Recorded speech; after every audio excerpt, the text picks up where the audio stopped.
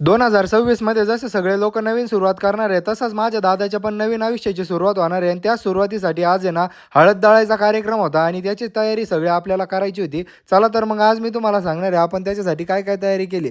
मग सगळ्यात पहिले मस्तपैकी सकाळी सकाळी उठून सगळं लागणारं साहित्य वगैरे घेतलं आणि आपल्या घरी आलेले दीदीचे मुलं लहान आहे, चिल्ले पिल्ले 2 दीदी आणि 1 वहिनी, यांना सगळ्यांना कामाला लावलं.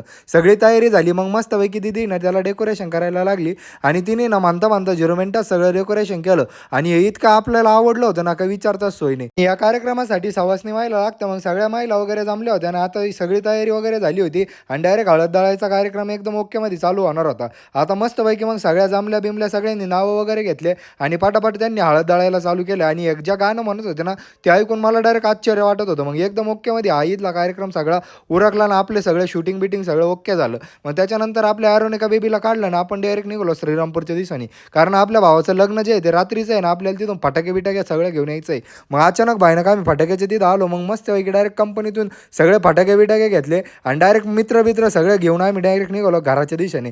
बाकी तुम्हाला आजचा व्लॉग कसा वाटला कमेंटमध्ये नक्की सांगा. आणि आपल्या भावाच्या लग्नाचे एवढे भारी भारी व्लॉग तुम्हाला बघायचे असतील तर पटकन दिवशी मुकुल जावळेला फॉलो करून टाका. संपला विषय.